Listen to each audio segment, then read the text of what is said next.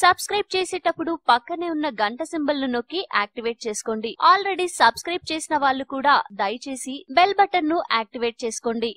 దెయ్యాలు ఉన్నాయని కొందరు గట్టిగా నమ్ముతారు, ఇంకొందరు అలాంటివి ఉండవని కొట్టిపారేస్తారు. ప్రపంచంలో ఎంతో మంది వారి జీవితంలో దెయ్యాలను చూసుంటారు. ఒకవేళ ప్రత్యక్షంగా వారి కళ్ళతో చూడకపోయినా వాటి వల్ల చెడు ప్రభావం ఎలా ఉంటుందో అనుభవించి ఉంటారు. పారానార్మల్ ఇన్వెస్టిగేషన్ గ్రూప్ వారి ప్రకారం దెయ్యాలు మీ కలలో కనిపిస్తున్నాయి అంటే అవి నిజంగానే మీ పక్కన ఉండుంటాయి అని అంటున్నారు. దెయ్యాలలో అనేక రకాలు ఉంటాయని, వీటిలో చనిపోయిన తర్వాత దెయ్యాలుగా మారిన వారు కూడా ఉంటారని పారానార్మల్ ఇన్వెస్టిగేషన్ గ్రూప్ వారి గట్టి నమ్మకం. చాలా మంది రాత్రి నా కలలోకి దెయ్యం వచ్చింది అని చెప్తుంటారు, కానీ అవి ఏ రూపంలో ఉన్నాయో, చూడటానికి ఎలా ఉన్నాయో స్పష్టంగా చెప్పలేరు. సాధారణంగా దెయ్యం సినిమా చూసినప్పుడో లేదా దెయ్యాల కథలు విన్నప్పుడో మన మదిలో అవే ఆలోచనలు తిరుగుతుంటాయి. కాబట్టి రాత్రి పడుకున్న తర్వాత దెయ్యాలు కలలో వస్తుంటాయి, కానీ అవి ఆ సమయంలో నిజంగానే మీ చుట్టుపక్కలే ఉంటాయి అని కొందరు నిపుణులు అంటున్నారు.